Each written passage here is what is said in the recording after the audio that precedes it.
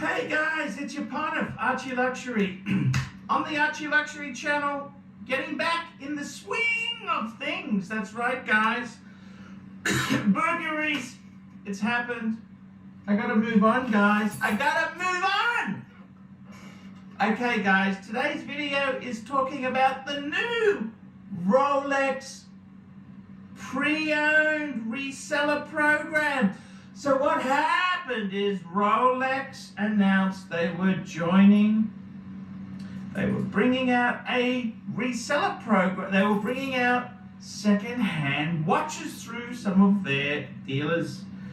Boucherat in Europe was the first one to roll this one out. Such a respected name, highly regarded store, very, very, very posh indeed. They're going to be selling pre-owned certified Rolex watches. What does this mean?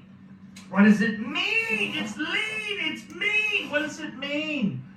Well, basically your local Rolex AD, Rolex authorized dealer is going to have a pre-owned program. It's like when you go to Mercedes-Benz, they have pre-owned second hand. Pre-owned, baby. Pre-owned is the way to go. Second hand, because you know what? I gotta tell you, Rolex is concerned because they're missing out on moolah. They're missing out on moolah. They're missing out on profit. Now, I gotta tell you, what do I think? Is this gonna be bad for the industry? Is it gonna be good? What do I think? Well, I think Rolex has really misjudged this call.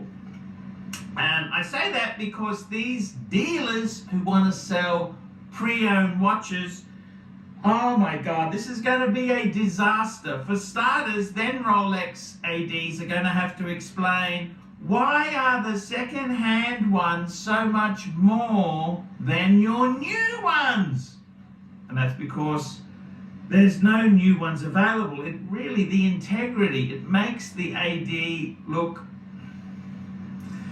shit. That's what I think will happen. It makes the AD look like shit. It'll make the AD look like they're profiteering. And see, the whole thing is, Rolex was simply saying, we've got supply problems, we can't produce enough. And now they're going to have second-hand pieces more than the new pieces. It's a disaster. It's going to create integrity issues. Customers are going to be pissed off. The other problem is you're going to have dealers. See, these dealers, one size fits all. The problem is a lot of these pre-owned watches, prices are very, they fluctuate. They're very, very much a commodity-based item.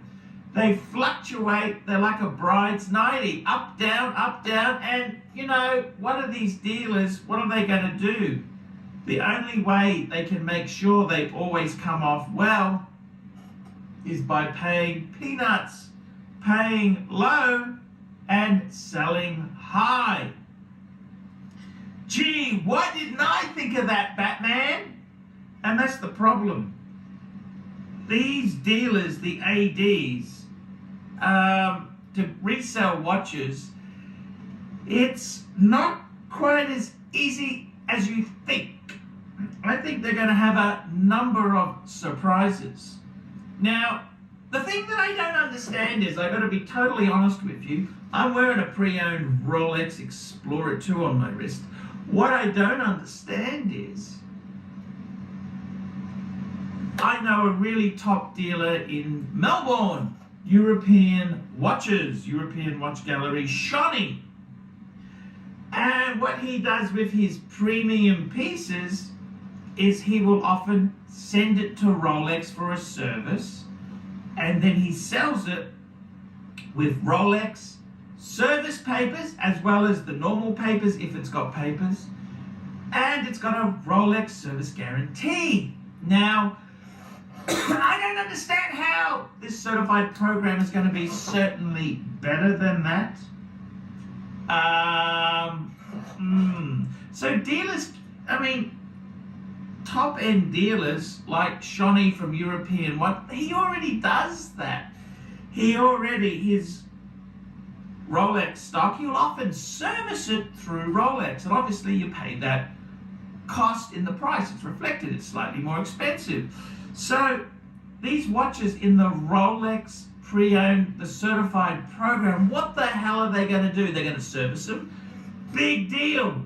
And I got to be honest with you, this is a can of worms.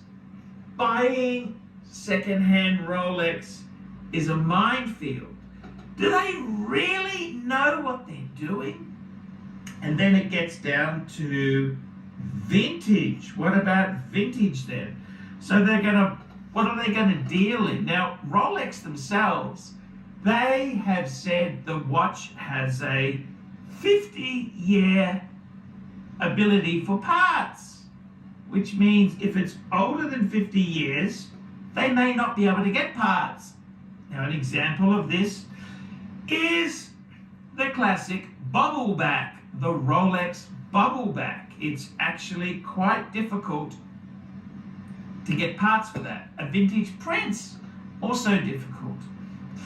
So Rolex is they're not like Patek, who says we can service everything. Yes, at a high cost, but they can do it. Rolex has sort of said it's got a certain life that they will do things. And I'm going to be totally honest with you.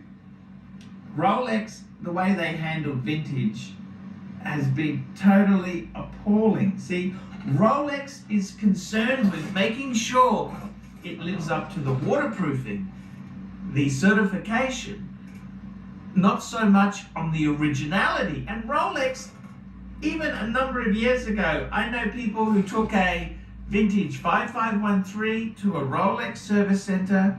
They changed the dial, changed the hands, they did this, they did that. It absolutely, positively killed the resale value of it. And one particular gentleman who I know did this. They even charged him to replace his rivet bracelet with a new oyster bracelet, and kept the old parts and charged him accordingly. See, what is Rolex interested in? Are they going to do vintage? Are they going to have that? Or are they going to say only certain age watches? I got to be totally honest with you. I think this program will be a disaster. And you look at some people who have done this program. Who else was going to do this was Audemars Piguet, Audemars Piguet. They were talking about a certified pre-owned program that never really took off. The only brand that really did pre-owned, and I would say I think they did it successfully, was Vacheron. Vacheron with their historical pieces. They had vintage pieces available, and they serviced them. They did some nice things. Very expensive. Very, very, very expensive. So I gotta be honest with you, when I hear that Rolex wants to do this, I am not really scared for the dealers.